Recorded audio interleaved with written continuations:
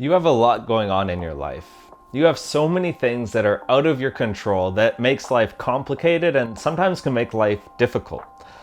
So the question that I have is, if we have all these things that are out of our control that can make life complicated, why do we allow the things that we can control to add to the burden of the things that are out of our control?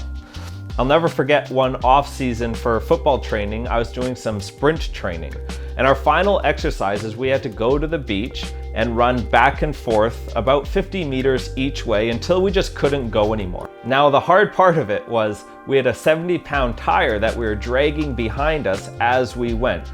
And there were three things that made this extremely difficult. Number one, running on sand by itself is hard. Number two, the tire was heavy and it was hard to get momentum when we were running. And number three, you add tire to sand. Each time you went back and forth, more and more sand would pile up onto the tire, which actually made the tire heavier as you went. Now, there are things in our life that we can control that actually hold us back, but because we choose to let them hold us back. And one of those things that I want to talk to you about is unforgiveness.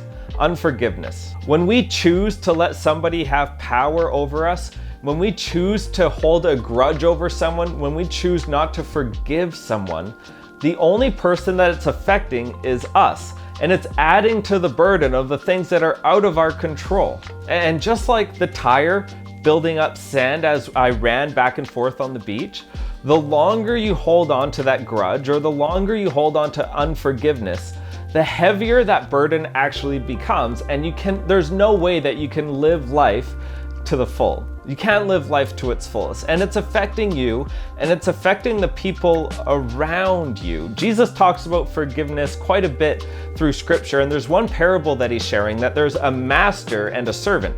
And the servant owed the master quite a big debt, and there was no way that the servant could repay. And so the servant begs the master to be patient, to give him more time.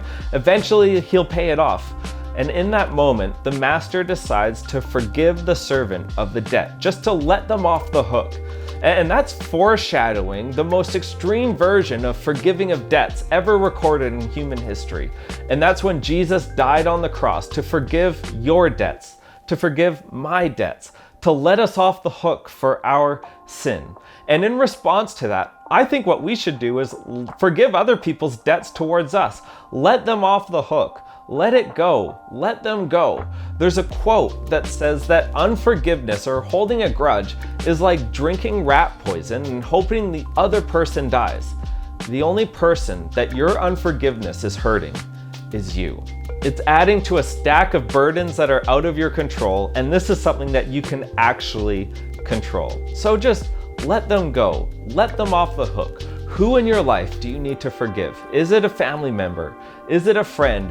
Is it somebody that has actually passed away? Do you feel like you have to forgive God for something, or is there something in your life? Do you have to let yourself off the hook? Do you have to forgive yourself?